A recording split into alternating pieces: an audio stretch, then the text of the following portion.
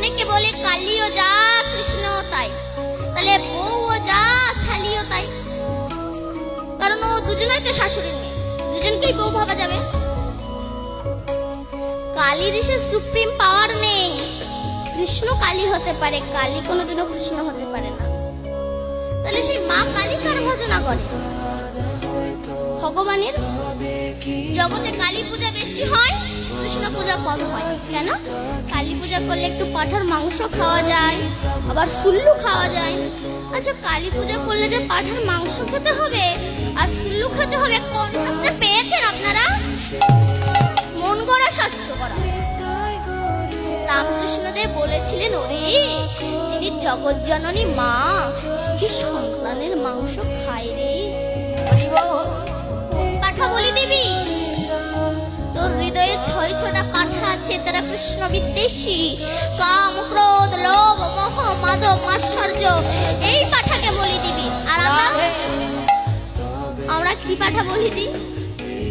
আমরা মাকে পূজা করে বলি, মা ধনং দেহি যশং দেহি পুত্রং দেহি পত্নীং দেহি বিদ্যাং দেহি বুদ্ধিং দেহি।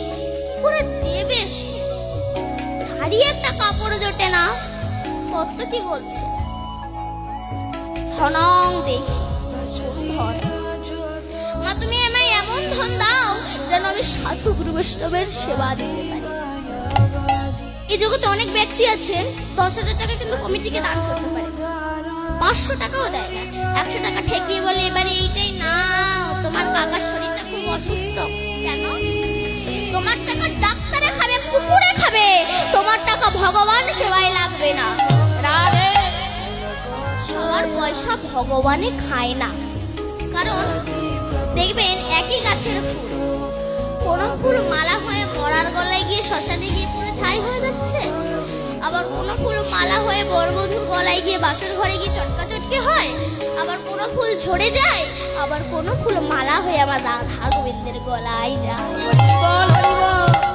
যেমন একই গাছের ফুল কোনটা মরার গলায় গিয়ে শ্মশানে পুরো ছাই হয়ে যাচ্ছে, কোনটা বরবধূর গলায় গিয়ে বাসর ঘরে গিয়ে চটকা চটকে হচ্ছে, কোনটা পড়ে যাচ্ছে, আবার কোনটা আমার রাধা কৃষ্ণের গলায় গিয়ে দুলছে।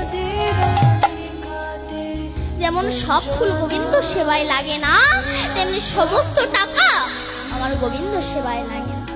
বিদ্যাং দেহি, কোন বিদ্যা? মা তুমি আমায় এমন বিদ্যা দাও যার দ্বারা যেন আমি শাস্ত্র গ্রন্থ রচনা করতে পারি।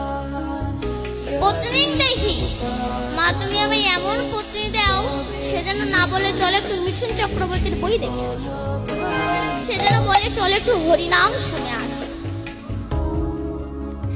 মা কালী উলঙ্গ হয়েছে। কোন উলঙ্গ? দিগম্বর, দিককে তিনি অম্বর করে বসন করেছেন।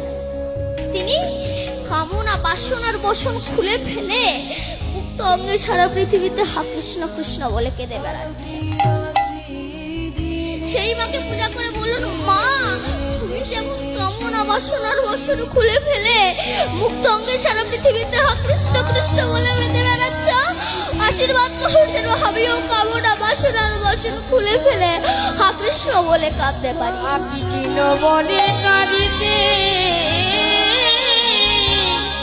কাঁদিতে পারে। তাহলে মা কালীও কৃষ্ণকে ভজন করে।